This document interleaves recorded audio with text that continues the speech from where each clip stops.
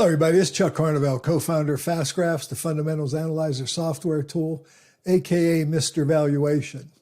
I've got kind of an interesting and maybe a little different kind of video for you today. I also have a money management firm that I run money for, and a holding that I've invested in back in, I've owned the stock since 2009, is Oracle. And it was announced here recently that Oracle now is buying Cerner at about $95 a share. I think it's a $28 billion deal, the biggest deal that Oracle has ever done.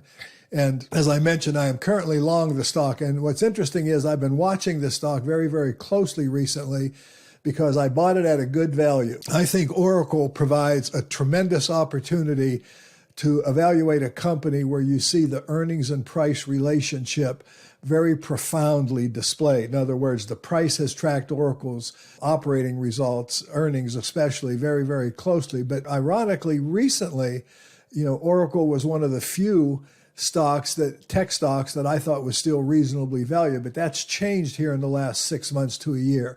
And all of a sudden, Oracle's become overvalued. So it's currently on my radar screen, and I'm looking at it from a standpoint of, is it a stock that I should be selling? Now, I've owned this stock for many, many years, as I've pointed out, and I really do believe that a portfolio is like a bar of soap. The more you handle it, the smaller it gets. And I really also believe that, your primary objective as an investor should be to partner with great businesses that you like and then position yourself by investing in them when the valuations make sense so that you can participate fully in the growth of the investment. So let's look at Oracle and let's look at how that's actually worked out for us. Now, what I want you to see here using FastGraphs is that the first thing I have on the graph here is I've got operating earnings. That's the orange line on the graph. Oracle has grown operating earnings at just under 12% a year. That's a very fast growth, and that's almost twice the average company, okay? But I also want you to notice that earnings growth is expected to be slowing down here in more recent years. So if I drop this to a 4-year chart, growth was 21% in 2021, which ended in May, but it's expected to only be 3% in fiscal year 2022, which ends in May of 2022, and then 9% for 23 and 8%.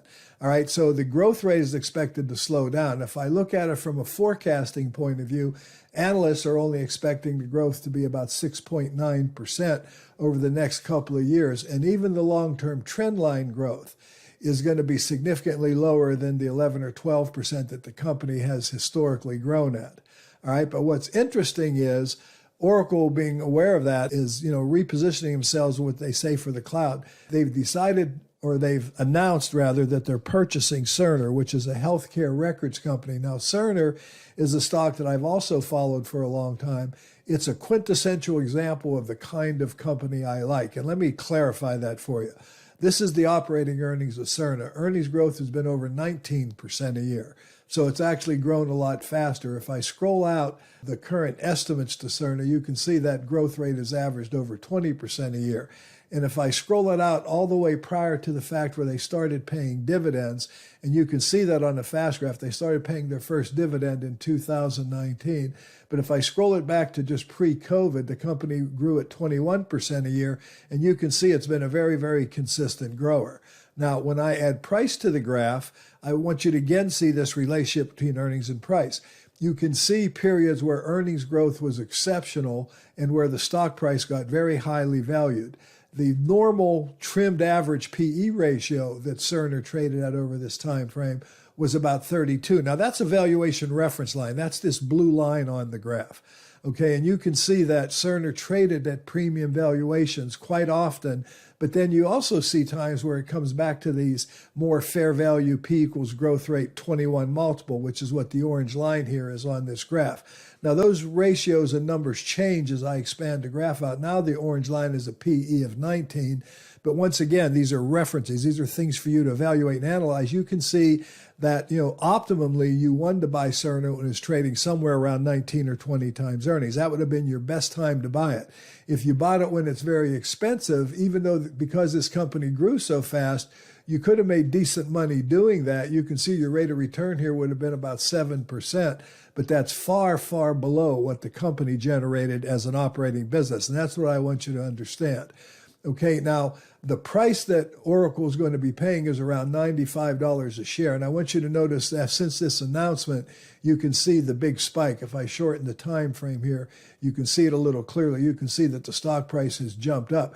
It's still below, however, the $95. Interestingly, it's trading, around 89. Now let's see what the price was today. Let's go to Google Finance and look at it today. So now it's up to $90 a share. It's up about 1% today.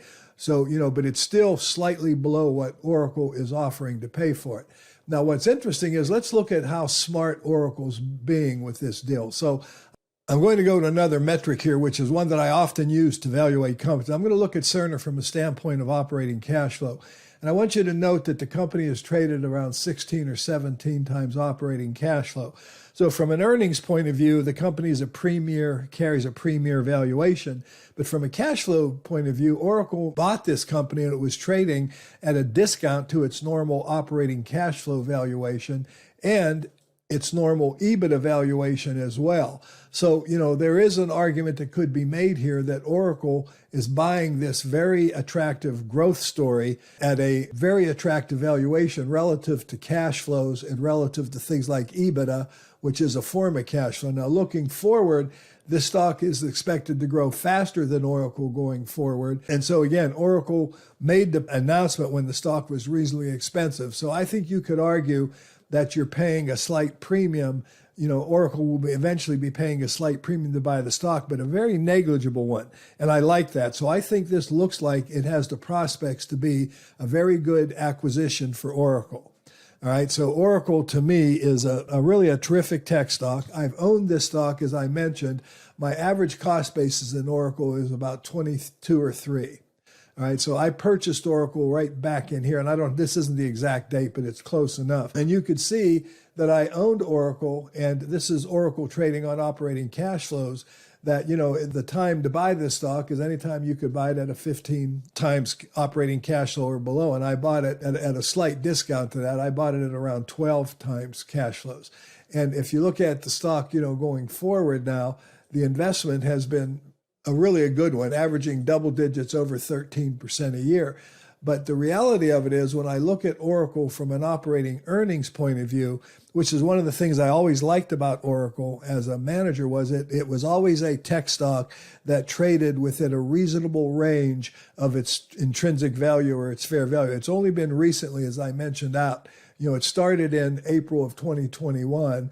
And, just after COVID, all of a sudden where the stock now has started to act like other tech stocks and become overvalued. Now, after the announcement, I do want you to note, and as of Friday, now the stock is down about 6%, I think it was on Friday, and another 2 or 3% today on the basis of this announcement. But yet, when I weigh this whole thing and look at the Oracle Cerner transaction, I believe that it's a really good fit for the company. Now, I still got work to do, and I would encourage you to do that research. Start by going to the company's website and, looking at the transaction, and which is I'm going to be doing over the next couple of days because I still own Oracle. I had Oracle on a sell watch list because the valuation has got high. I wasn't planning on selling it, but I was watching it just to see if there would be any reason or danger. That decision may change now because now I've got this additional, acquisition that could actually booster the growth. It could actually reinvigorate the growth of Oracle.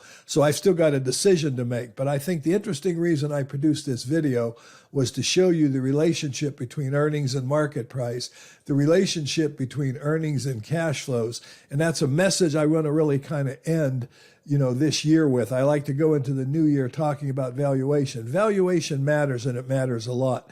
If you are looking at a company, you want to try to pay attention to what the company's business is producing on your behalf and how you can align your interest as an investor with those operating results. And again, Oracle had recently become overvalued based on that criteria. To me, that's a very clear picture here. I've got 20 years of data showing that high valuations like Oracle's trading at now are not optimum times to buy the stock. That's where you could own the stock for years and end up with a poor rate of return. There are some major investment firms out there, JP Morgan to be one, and I think Chase is another one, that are really threatening to talk about the potential lost decade coming up because valuations are so high, especially with tech stocks.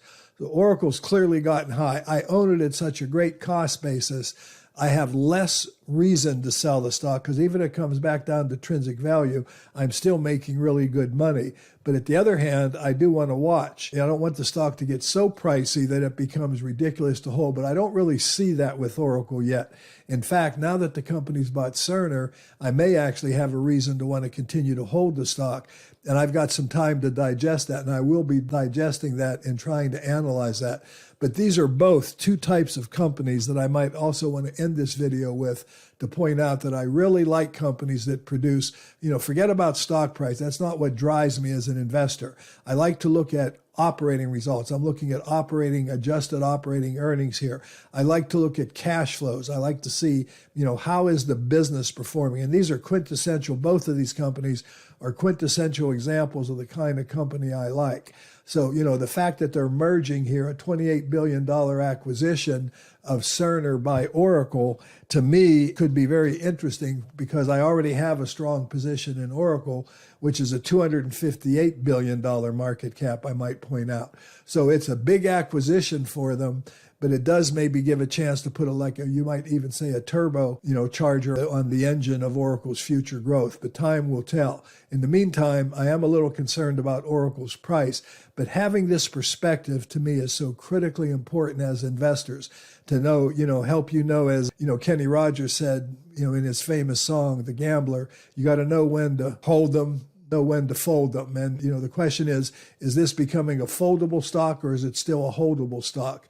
I think the valuation is getting high enough that, foldable is where I was going as a value investor, but now I've got some decisions to make. So anyway, I hope you enjoyed this. Hope it gave you some nice perspectives on value investing and investing in general. It's Chuck Carnevale saying thanks for watching. If you like this video, please give me a like, give me a thumbs up, ring the bell so you can be notified of future videos like this, because, we appreciate everybody on the channel here and we thank you for coming by. I just thought you'd find it interesting to look at the valuations of Oracle and Cerner based on the fact that Oracle is now buying the company. Thanks for watching.